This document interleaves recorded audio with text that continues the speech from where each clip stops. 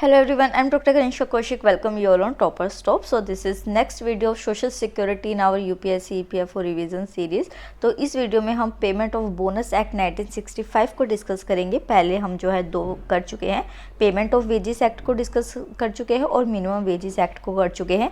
इसके बाद हमारी 7 जो हैं स्कीम्स और बचती हैं सोशल सिक्योरिटी की, एंड फिर हमारा सोशल सिक्योरिटी का सिलेबस कवर हो जाएगा। तो शुरू करते हैं बोनस से कि बोनस होता क्या है। तो देखिए, अगर मैं आपको बताऊं कि ये वाली जो एक्ट है जिस स्कीम की हम बात कर रहे हैं, तो उसमें एज सच बोनस की कोई भी डेफिनेशन नहीं दी गई है एग्जैक्टली। तो पेमेंट्स ऑफ बोनस एक्ट में कोई भी टर्म बोनस जो है वो डिफाइन नहीं किया गया है या फिर किसी और इनेक्टमेंट के अंदर। बट अगर हम डिक्शनरी में जाके बोनस का मीनिंग देखते हैं तो इसका मतलब ये होता है कि समथिंग टू द गुड, मतलब कि अगर हम किसी के बेटरमेंट के लिए उसको कुछ दे रहे हैं, कुछ हेल्प कर रहे हैं, तो डेट इज बोनस। ठीक है, यहाँ पे जो बोनस होता है वो एक तरीके से प्रॉफिट के फॉर्म में देखा जाता है कि आपको एक्स्ट्रा क्या मिल रहा है। तो यहाँ पे आप एग्जांपल लेके चल सकते हैं, जैसे कि कोई भी शेयर होल्डर है कंपनी का, उसको एक्स्ट्रा डिविडेंड मिल गया कि जो भी कंपनी ने प्रॉफिट कमाया उसको थोड़ा एक्स्ट्रा प्रॉफिट मिल गया, तो वो उसके लिए एक तरीके का बोनस हो जाएगा। वहीं पे अगर इंश्योरेंस पॉलिसी होल्डर्स है, उसको हम प्रॉफिट का डिस्ट्रीब्यूशन कर रहे हैं, तो मतलब क्या होता है ना कि इंश्योरेंस वाले कहते हैं कि यार घाटे में चलते हैं, खुद तो सारा मेडिकल क्लेम्स पेशेंट्स ले जाते हैं, तो अगर उसको प्रॉफिट मिल रहा है तो वो इंश्योरेंस कंपनी के लिए क्या हो जाएगा, एक तरीके का बोनस हो जाएगा। और वहीं पर अगर हम किसी वर्कमैन को वेजिस के बियॉन्ड ग्रेट्युटी प्रोवाइड कर रहे हैं तो वो उसका बोनस हो जाएगा। तो these are the examples of bonus. ठीक है, तो पेमेंट ऑफ बोनस एक्ट 1965 जो थी वो किसके ऊपर होती है। तो सबसे पहले आपको ये याद रखना है कि जो यहाँ पे पर्सन एम्प्लॉयड होता है सर्टेन एस्टेब्लिशमेंट के अंदर, ये देखा जाता है कि उस एस्टेब्लिशमेंट के अंदर प्रॉफिट कितना है। तो प्रॉफिट के बेसिस पे क्या प्रोडक्टिविटी हुई है उस एस्टेब्लिशमेंट के अंदर, कितना प्रोड्यूस्ड हुआ है, गुड अच्छा हुआ है, कम हुआ है, उस बेसिस पे जो है वो बोनस जो है कैलकुलेट किया जाता है। तो अगर आपसे क्वेश्चन में ये पूछा जाता है कि what is the basis of bonus calculation, तो आपको याद रखना है on the basis of profit, second basis of production and productivity. तो ये दोनों पॉइंट्स आपको अपने प्रीलिम्स के लिए या फिर इंटरव्यू में भी पूछा जा सकता है, तो उसके लिए आपको याद रखना है। ठीक है, जो बेसिकली ये 1965 की एक्ट लाई गई थी उसका एवोल्यूशन किस तरीके से हुआ था। तो बेसिकली क्या हुआ था कि बोनस कमीशन जो थी उसने रिकमेंडेशन दी थी कि ऐसी एक एक्ट की ज़रूरत है 1961 के अंदर। उसी के बाद मई 29 1965 को एक ऑर्डिनेंस के थ्रू ये फोर्स में आई थी, मतलब इम्प्लाई हुई थी, और ये जो ऑर्डिनेंस था इसको रिप्लेस कर दिया था एक्ट ने 25 सितंबर 1965 के अंदर। तो ये जस्ट एक ब्रीफ हिस्ट्री थी इसके बारे में। ऑब्जेक्टिव की बात करते हैं कि क्या क्या है, तो यहाँ पे सबसे पहले बोनस एक्ट जो है वो एक स्टैट्यूटरी लायबिलिटी जो है वो लगाती है एम्प्लॉयर के ऊपर या फिर किसी भी एस्टेब्लिशमेंट के ऊपर कि उनको अपने एम्प्लॉयज़ को बोनस देना ही देना होगा। मतलब कि अब वो लायबल है, वो इस चीज़ से मुकर नहीं सकते, मना नहीं कर सकते अगर कोई स्पेसिफिक सर्कमस्टांसेस नहीं है तो। ठीक है, और उसी के साथ जो है यहाँ पे ऑब्जेक्टिव्स के अंदर पेमेंट ऑफ वेजेस एक्ट के अंदर ये भी बताया गया है कि आपको बोनस कैलकुलेट कैसे करना है, क्योंकि कुछ एम्प्लॉयर ऐसे हो सकते हैं कि वो बोनस कम दे, ज़्यादा प्रॉफिट अपना शेयर ना करना चाहते हों वर्कर्स के साथ। तो इस वजह से यहाँ पे एक फॉर्मूला भी प्रिस्क्राइब किया जाता है बोनस को कैलकुलेट करने के लिए, और कितना मिनिमम बोनस किसी एम्प्लॉयर को एम्प्लॉय को देना होगा या फिर कितना मैक्सिमम तक वो दे सकता है। मतलब एम्प्लॉय भी तो हम नहीं मान सकते ना कि बिल्कुल सीधे हैं, वो भी आके और कहे कि नहीं सर और बोनस दो और बोनस दो। तो इस वजह से एक मिनिमम और मैक्सिमम जो परसेंटेज ऑफ बोनस है उसको यहाँ पे मेंशन किया गया है एक्ट के अंदर। और वहीं पे अगर बोनस पे नहीं किया जाता है या फिर वर्कर की तरफ से कोई कमी हो जाती है तो उसको हमें बोनस नहीं देना है। तो इस तरीके का जो रिड्रेसल मैकेनिज्म है वो भी प्रोवाइड किया गया है। नेक्स्ट देखते हैं कि स्कोप क्या है कि किस किस के ऊपर ये अप्लाई होती है। तो ये बेसिकली पूरी इंडिया के अंदर जो है अप्लाई होती है act, state of Jammu and Kashmir के ऊपर भी होती है। इसके अंदर हर फैक्ट्री को इंक्लूड किया जाता है और हर उस एस्टेब्लिशमेंट को किया जाता है जिसमें 20 या 20 से ज़्यादा लोग इंक्लूड होते हैं। तो ये वाले जो दोनों पॉइंट्स आपको याद रखने हैं, जम्मू एंड कश्मीर वाला फैक्टर भी याद रखना है कि ये होल ऑफ इंडिया में इंप्लीमेंट होता है। एग्जम्पशंस की बात करते हैं कि किस किस पर्सन को आप बोनस नहीं दे सकते, किस सर्कमस्टांसिस के अंदर। तो यहाँ पे अगर छोटी सी फैक्ट्री है, मतलब ज़्यादा बड़ी फैक्ट्री नहीं है, या फिर कोई ऐसी एस्टेब्लिशमेंट है जिसमें कि 10 या फिर मतलब कि 20 से कम या फिर 10 लोग अगर हैं, तो वहाँ पे ये बोनस एक्ट नहीं लगेगा क्योंकि उसका साइज़ ही इतना छोटा है कि उसको प्रॉफिट ही इतना नहीं होगा तो वो बोनस कहाँ से प्रोवाइड करेगा। तो बेसिकली मैंने क्या बताया था इस वीडियो में कि जो एम्प्लॉयर है उसको भी सेफ गार्ड करने की इसमें बात की गई है, सिर्फ एम्प्लॉय की बोनस की बात नहीं कही गई है। वहीं पे एस्टेब्लिशमेंट जो कि सेक्शन 32 के अंदर आती है उनको एक्सक्लूड किया गया है। इतना डीप में आपको जाके नहीं पढ़ना है, आपको PhD यहाँ पे नहीं करनी है, इस वजह से मैं इसको मैंशन नहीं कर रही हूँ। तो यहाँ पे LIC और जो हॉस्पिटल्स जैसी एस्टेब्लिशमेंट जो होती है उनको एग्जाम्प्ट किया गया है कि बोनस देने की ज़रूरत नहीं होती है। वहीं पे जो एस्टेब्लिशमेंट होते हैं जहाँ पे कि जब एम्प्लॉयर था उसने अपने एम्प्लॉय को रखा जॉब पे, पर उन्होंने एक एग्रीमेंट साइन किया कि इतनी आपकी सैलरी होगी, इतना आपका प्रॉफिट होगा, हम ये आपको बेनिफिट्स प्रोवाइड करेंगे। तो अगर इस तरीके के एग्रीमेंट से कोई एम्प्लॉय जो है वो एम्प्लॉयड किया गया है किसी भी एस्टेब्लिशमेंट के अंदर, तो वो फिर एग्जाम्प्ट हो जाएगा, उसको बोनस नहीं दिया जाएगा। और उसी की तरीके से जो अप्रोप्रिएट गवर्नमेंट है, मान लीजिए कि वो किसी एक स्पेसिफिक एस्टेब्लिशमेंट के लिए कुछ निकालती है, जैसे जस्ट एक एग्जांपल लेके चलते हैं, सहारा को ले चलते हैं। जो सहारा बैंकिंग का इशू हुआ था ना, तो जो सहारा यूनिट थी वो एक सिक यूनिट बन चुकी थी, मतलब कि वो खुद ही अपने आप को जो है कैपेबल नहीं है संभालने के लिए, वो जो एस्टेब्लिशमेंट है। तो वर्कर्स को कहाँ से जो है बोनस या फिर कोई भी प्रॉफिट प्रोवाइड करेगी? तो एप्रोप्रिएट गवर्नमेंट जो होती है वो किसी एस्टेब्लिशमेंट को एग्जाम्प्ट कर देती है कि आप सिक यूनिट है, मतलब कि आप अब कैपेबल नहीं रहे हैं कि आप अपने आप को रन कर सके, तो आपको बोनस प्रोवाइड नहीं करना है। तो एप्रोप्रिएट गवर्नमेंट के एग्जाम्पशन से भी होता है। नेक्स्ट देखते हैं कि कौन कौन से एस्टेब्लिशमेंट जो होते हैं। तो मान लीजिए कि एक ये एस्टेब्लिशमेंट थी, ठीक है। अब इसकी ये जो थी, इसका हेडक्वार्टर था दिल्ली के अंदर, और इसी की जो दूसरी ब्रांच है या फिर जो इसका दूसरा डिपार्टमेंट है, मान लीजिए ये डेयरी सेक्टर से काम करता था, ये फूड प्रोसेसिंग का सेक्टर है, ये आपका चेन्नई के अंदर है। तो यहाँ पे क्या दिल्ली के अंदर जो बोनस पे किया जाएगा, तो ये जो दूसरी ब्रांच या फिर जो दूसरा डिपार्टमेंट है उसी एस्टेब्लिशमेंट का, वहाँ पे बोनस पे किया जाएगा। तो आंसर हाँ होगा यहाँ पे आपका, क्योंकि वो उसी एस्टेब्लिशमेंट का पार्ट है। हालांकि डिपार्टमेंट अलग है, ब्रांच अलग है, बट पार्ट तो उसी का है ना, मेन तो उसी का हिस्सा रहा वो। तो इस वजह से जो भी बोनस के एक्ट्स होते हैं, जितने भी यहाँ पे बेनिफिट्स दिए गए हैं, बोनस के लिए कंप्यूटेशन की गई है, वो सभी कंप्यूटेशन जो है वो अलग ब्रांचेस और डिपार्टमेंट के ऊपर भी इम्प्लाई होगी, सिर्फ जो मेन ब्रांच है उसके ऊपर नहीं होगी। एलिजिबिलिटी की बात करते हैं बोनस के लिए, तो अगर एक ऐसा एम्प्लॉय जो कि रिसीव कर रहा है salary wages up to ₹10,000 per month, तो वो जो है एलिजिबल होता है। देखिए यहाँ पे ना दो कॉन्ट्राडिक्टरी प्रोडक्ट्स देखने को मिले,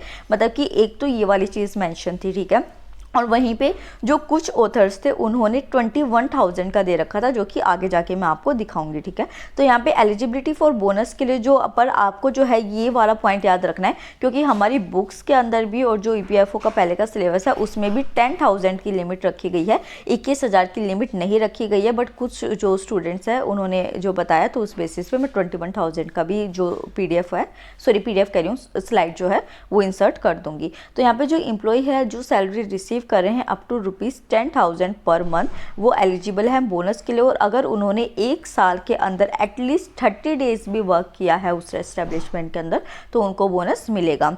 नेक्स्ट आते हैं एलोकेबल सरप्लस। एलोकेबल सरप्लस क्या होता है? देखिए आप एक सिंपल सी चीज़ देखिए, इस स्लाइड पे आ जाते हैं यहाँ पे। अगर मान लीजिए एक पर्सन था, कोई भी एस्टेब्लिशमेंट का ओनर था, उसको जो प्रॉफिट होता था वो होता था 100 रुपये का, ठीक है। उस 100 रुपये में से वो जो एम्प्लॉयज़ थे उनकी सैलरी भी दे दिया करते थे, जो उसके अपने खुद के खर्चे होते थे वो भी करता था, एस्टेब्लिशमेंट को रन करने के लिए भी करता था। तो अगर ये 100 रुपये हैं, ये सारा इन सारे खर्चों में चला गया, तो वो बोनस कहाँ से प्रोवाइड करेगा? तो ये चीज़ जो होती है ये होती है अवेलेबल सरप्लस। सरप्लस का क्या मतलब होता है? जो हमारे पास एक्स्ट्रा बच जाता है। तो कब? जब किसी ओनर के पास एस्टेब्लिशमेंट के एक्स्ट्रा पैसे बच जाते हैं, अवेलेबल सरप्लस ज़्यादा हो जाता है, तो इस अवेलेबल सरप्लस से वो किसी भी एम्प्लॉयड को क्या देता है? बोनस दे देता है। तो इसको अब हम डिस्कस करेंगे। तो एलोकेबल सरप्लस क्या है? बेसिकली अवेलेबल सरप्लस, जो कि उसके पास एक्स्ट्रा प्रॉफिट बच गया है एम्प्लॉय के पास। ये कितना होता है? ये वाला पॉइंट आप अच्छे से रखेंगे। 60% ऑफ अवेलेबल सरप्लस जो होता है वो उस पर्सन को बोनस के तौर पर दिया जाता है।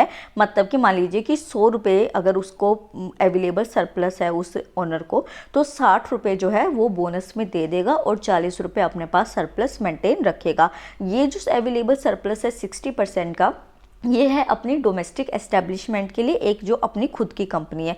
अगर कोई फॉरेन कंपनी इंडिया के अंदर आके काम कर रही है और उसको जो अवेलेबल सरप्लस है वो 100 रुपये का बचा है, तो उसको 60 रुपये का बोनस नहीं देना पड़ेगा, उसको कितना देना पड़ेगा 67 रुपीज़ का, मतलब 67% फॉरेन कंपनीज को बोनस देना होगा।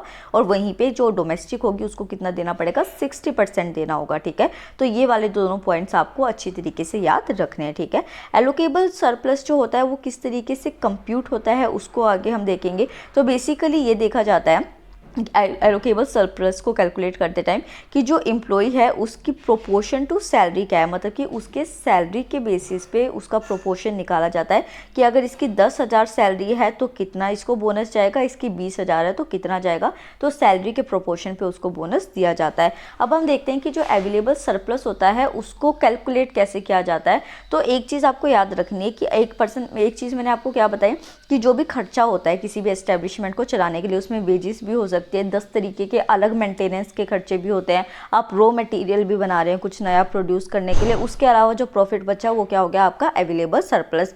अब वो जो अवेलेबल सॉरी जो वो अवेलेबल सरप्लस है उसको भी आप कैसे कैलकुलेट करेंगे, जब आप इन 6 चीज़ों को डिडक्ट कर देंगे। इन 6 चीज़ों को डिडक्ट करने के बाद जो पैसा आपके पास बचेगा वो होगा अवेलेबल सरप्लस। तो ये जो 6 पॉइंट्स है ये आपको अच्छी तरीके से याद रखने हैं। सबसे पहले जो इनकम टैक्स एक्ट के अंदर डेप्रिसिएशन होता है जो कि आपको देना होता है, इनकम टैक्स के अंदर भरना होता है उस एस्टेब्लिशमेंट के अंदर, वो डिडक्ट किया जाएगा। सेकंड जो है डेवलपमेंटल अलाउंसेस जो भी प्रोवाइड किए जाते हैं आपके एस्टेब्लिशमेंट के थ्रू वो डिडक्ट किए जाएंगे। डायरेक्ट टैक्सेस जो अकाउंटिंग ईयर के अंदर आप पे करेंगे अपने एस्टेब्लिशमेंट को रन करने के लिए वो डिडक्ट किए जाएंगे। जो भी सम स्पेसिफिक हैं थर्ड शेड्यूल के अंदर, ये वाला पॉइंट आपको एज इट इज़ याद रखना है, डिटेल में इसको नहीं जाना आपको। और उसी के साथ जो डायरेक्ट टैक्सेस होते हैं जो कि आपको ग्रोस प्रॉफिट हुआ है, मतलब कि टैक्सेस जो है वो बेसिक यहाँ पे फॉर्म कर रहे हैं स्ट्रक्चर जिसमें कि आपकी जा रही है जो भी कमाई हो रही है। तो अकाउंटिंग ईयर मतलब कि एक प्रेसिडेंट अकाउंटिंग ईयर गया उसके बाद जो जस्ट टाइम आया उसमें डायरेक्ट टैक्सेस जो आपको पे करने हैं वो अवेलेबल सरप्लस के अंदर डिडक्ट होंगे। और वहीं पे डायरेक्ट टैक्सेस जो होते हैं ग्रोस प्रॉफिट के फॉर्म में, जैसे कि अमाउंट ऑफ बोनस जो है वो रिड्यूस हुआ है या इमीडिएटली प्रेसिडिंग अकाउंटिंग ईयर, वही वाली चीज़ें। तो आपको जो मेन पॉइंट याद रखने हैं यहाँ पे वो याद रखने हैं, कोई स्पेस नहीं है तो हाँ यहाँ देख लीजिए। तो यहाँ पे जो स्पेसिफिक आपको चीज़ याद रखनी है वो रखनी है, एक तो आपको डेवलपमेंटल अलाउंस की, एक आपको याद रखनी है इनकम टैक्स की, और दूसरा आपको याद रखना है डायरेक्ट टैक्स का। ठीक है, तो ये वाले 3 पॉइंट्स अगर वहाँ पे मेंशन है तो ये अवेलेबल सरप्लस से हमेशा ही डिडक्ट होंगे। ठीक है, नेक्स्ट आ जाते हैं एक हिस्ट्री के ऊपर, दोबारा एवोल्यूशन के ऊपर आते हैं कि क्या क्या होता है। तो 1917 में जो टेक्सटाइल मिल थी इंडिया के अंदर उसने 10% वॉर बोनस देना शुरू किया था। तो पहली शुरुआत जो बोनस की हुई थी वो 1917 के अंदर हुई थी। फिर 1950 में जो है एक लेबर एपिलेट जो था वो इवॉल्व हुआ जिसने कि बताया कि किस तरीके से हमें जो बोनस है उसे कैलकुलेट करना है। और कब हुआ ये 1950 में हुआ। फिर 1959 में जो है एक प्ली आई कि उन्होंने कोर्ट जो था उसमें सबमिशन किया कि ये जो बोनस प्रोवाइड किया जा रहा है, जो भी आप बता रहे हैं रिकमेंडेशंस दी गई हैं वो सफिशिएंट नहीं है, तो आप इसको दोबारा रिवाइज कीजिए। तो 1960 में जो है वो कमीशन बनाया गया था इंडियन गवर्नमेंट ने अपनी रिकमेंडेशन के बेसिस पे, जिसने कि 1961 में अपनी रिकमेंडेशन दी थी, जिससे कि 1965 के अंदर बोनस एक्ट आया। तो 1965 के अंदर पेमेंट ऑफ बोनस ऑर्डिनेंस और जो बिल था वो पास हो गया। और 2015 के अंदर दोबारा इसके अंदर अमेंडमेंट की गई, जो एलिजिबिलिटी लिमिट थी उसमें भी और जो कैलकुलेशन सीलिंग थी उसके अंदर भी। तो ये वाला जो है ये 21,000 आपका हो जाएगा, जिसको कि मैं आगे बताऊंगी। पर अभी आपकी जो बुक्स है उसमें 10,000 की लिमिट ही दे रखी है। नेक्स्ट देखते हैं कि डिस्क्वालिफिकेशन फॉर बोनस की, तो किस किस कंडीशन में जो है आपको बोनस नहीं मिलेगा। तो अगर कोई एम्प्लॉय है वो फ्रॉड कर देता है कंपनी के साथ, उसका बिहेवियर जो है वो बहुत ज़्यादा वॉयलेंट है, मतलब वो अपने जो साथी वर्कर्स है उनसे लड़ रहा है, जो भी ओनर है उससे लड़ रहा है, अच्छी तरीके से उसका बिहेवियर नहीं है एस्टेब्लिशमेंट के अंदर, तो वहाँ पे वो डिस्क्वालीफाई हो जाएगा। अगर उसने कोई चोरी की है या फिर जो कोई भी प्रॉपर्टी है एस्टेब्लिशमेंट की उसको उसने नुकसान पहुँचाया है, सैबोटेज किया है, तो यहाँ पे डिस्क्वालिफिकेशन उसका होना बनता है। नेक्स्ट आता है कि कंप्यूट हम जो ग्रोस प्रॉफिट है उसको कंप्यूट कैसे करते हैं। तो ये वही वाली चीज़ है जो कि मैंने आपको अब पहले वाली स्लाइड में बताई कि 67% फॉरेन कंपनीज में और जो 60% है वो डोमेस्टिक कंपनीज में हो जाएगा। ये जस्ट जो है मैंने थोड़ा और एलेबोरेट करके लिख दिया है, तो ये आपको पीडीएफ में मिल जाएगा। हाँ, हर चीज़ जो भी मैं लेक्चर बनाती हूँ उसकी जो पीडीएफ है वो आपको हमारे टेलीग्राम चैनल पे मिल जाएगी, जिसका लिंक आपको डिस्क्रिप्शन बॉक्स में मिल जाएगा। नेक्स्ट देखते हैं कि पेमेंट ऑफ मिनिमम बोनस, क्योंकि हमने क्या डिस्कस किया था कि एक मिनिमम बोनस भी हमें देना होता है और एक मैक्सिमम भी देना होता है एम्प्लॉयर और एम्प्लॉय दोनों को सेफगार्ड करने के लिए। तो अगर मान लीजिए कोई पर्सन है, उसकी अकाउंटिंग ईयर में जो सैलरी बनती है उसका 8.33% जो होता है वो मिनिमम बोनस किसी भी एम्प्लॉयर को अपने एम्प्लॉय को देना होता है। उसमें जो है एज लिमिट भी रख दी गई है कि मतलब यहाँ पे अगर 15 साल से ज़्यादा का कोई एम्प्लॉय है तो उसको 100 रुपये दिया जाएगा बोनस, और वहीं पे अगर 15 साल से कम का कोई बच्चा है तो उसको ₹60 दिया जाएगा। और इन दोनों में से मतलब 8.33% में से और ये जो अमाउंट हमने डिस्कस किया, इनमें से जो सा ज़्यादा अमाउंट बनेगा वो उस पर्सन को दिया जाएगा। ये है मिनिमम, ठीक है। मैक्सिमम की बात आते हैं तो किसी भी अकाउंटिंग ईयर के अंदर जो भी एम्प्लॉय की सैलरी है उसका जो 20% होता है वो मैक्सिमम बोनस होता है, मतलब 20% से ज़्यादा जो है सैलरी का पार्ट एज एन बोनस नहीं दिया जा सकता। टाइम लिमिट की बात करते हैं तो जो बोनस होता है वो हमेशा 8 मंथ्स के अंदर, मतलब विद इन 8 मंथ्स जो है कैश मोड ऑफ पेमेंट की जाती है। यहाँ पे ये वाले दोनों पॉइंट्स आपको याद रखने हैं। तो जब भी अकाउंटिंग ईयर कोई क्लोज होने वाला होता है उसका जो 8th मंथ होता है उसमें कैश के फॉर्म में दे दिया जाता है। और वहीं पर अगर मान लीजिए कि कोई एनफोर्समेंट हुआ है किसी अवार्ड का तो उसके 1 महीने के अंदर बोनस प्रोवाइड किया जा सकता है। इंस्पेक्टर्स की बात करते हैं तो सेक्शन 20 जो है वो एम्पावर करता है गवर्नमेंट को कि आप जो हैं इस एक्ट के पर्पस के लिए किसी भी इंस्पेक्टर को अपॉइंट कर सकते हैं ऑफिशियल गैजेट में एक नोटिफिकेशन देने के बाद। यहाँ पे जो इंस्पेक्टर है उसकी पावर्स क्या क्या होती है, सबसे पहले तो वो किसी भी एम्प्लॉयर के पास जाके पूछ सकता है कि आपने payment of wages act payment of bonus act के अंदर क्या क्या काम किया है, तो आप अपनी सारी इन्फॉर्मेशन मुझे दीजिए। तो सारी इन्फॉर्मेशन को फर्निश करा सकता है। उसी के साथ जो है रीजनेबल टाइम में किसी भी एस्टेब्लिशमेंट के अंदर एंटर कर सकता है। ये नहीं है रात को 12 बजे घुस जाए, तो अगर टाइमिंग है 2 से 3 बजे की तो आप उस टाइम जो है जा सकते हैं एस्टेब्लिशमेंट में और वहाँ पे चेकिंग कर सकते हैं। वहीं पे जो है वो उनको कह सकता है कि आप जो डॉक्यूमेंट्स हैं उनको मेरे सामने प्रोड्यूस कीजिए, और फिर उन्हीं डॉक्यूमेंट्स को एग्जामिन भी करेगा कि क्या सब कुछ अच्छे तरीके से फॉलो हो रहा है या नहीं हो रहा है। उसी के साथ जो रिकॉर्ड्स होते हैं उसमें से एक्सट्रैक्ट भी ले सकता है। अगर उसको कोई डाउट होता है इंस्पेक्टर को कि ये जो है गलत हो रहा है यहाँ पे, तो वो क्या करेगा, उन रिकॉर्ड्स के एक्सट्रैक्ट ले लेगा, मतलब कि फोटोकॉपी की फॉर्म में, या फिर उस डॉक्यूमेंट को अपने पास रख सकता है। वहीं पर एम्प्लॉयर को एग्जामिन करना है, यहाँ पे इसके एजेंट्स को, उसके सर्वेंट्स को, और जो भी इंचार्ज है एस्टेब्लिशमेंट का सबको एग्जामिन कर सकते हैं। वहीं पे जो है उनको पावर है कि जो भी रूल्स मेंशन किए गए हैं कंपनीज के अंदर, एस्टेब्लिशमेंट के अंदर, क्या वो रूल्स अच्छी तरीके से फॉलो हो रहे हैं या नहीं हो रहे हैं।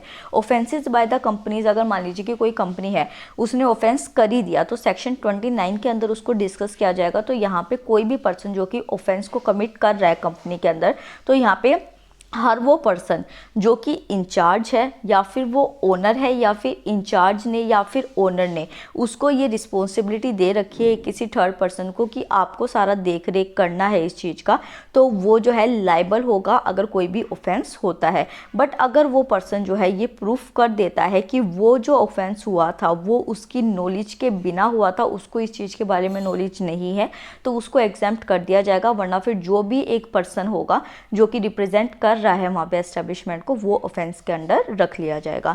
फिर जो है ड्यूटीज़ ऑफ द एम्प्लॉयर की देखते हैं, तो यहाँ पे जो एम्प्लॉयर है अगर उसको अपने आप को बचाए रखना है ऐसे ऑफेंसेस से और उसको आगे डॉक्यूमेंट्स को भी फर्निश करना है, तो उसको सबसे पहले तो एनुअल बोनस जो होता है उसको कैलकुलेट करना और पे करना ज़रूरी है। मतलब ये तो प्राइमरी एक रिक्विजिट हो गया, ठीक है। उसके बाद उसको कुछ रजिस्टर्स भी मेंटेन करने होते हैं, जैसे कि यहाँ पे वो ये बताएगा कि जो हमने एलोकेट सरप्लस है उसको किस तरीके से कंप्यूट किया, किस तरीके से कैलकुलेट किया, उसको मेंटेन करने के लिए, उस कैलकुलेशन को दिखाने के उसे एक रजिस्टर को मेंटेन करना पड़ेगा। वहीं पे उसे एक रजिस्टर दिखाना पड़ेगा कि उसने अपने एम्प्लॉयज़ को कितना अमाउंट ऑफ बोनस पे किया है। और वहीं पे जो भी इंस्पेक्टर वहाँ पे आता है उसके सामने रजिस्टर और रिकॉर्ड्स मेंटेन करने होते हैं, वो रखने होते हैं, और उसके साथ सारी इन्फॉर्मेशन जो है वो शेयर करनी होती है। नेक्स्ट आ जाते हैं कि एम्प्लॉयर के क्या क्या राइट्स हैं। हम हमेशा एम्प्लॉयज़ की बात करते हैं, पर जो एक एस्टेब्लिशमेंट को रन कर रहा है उसके ऊपर कितनी रिस्पॉन्सिबिलिटीज़ होती है।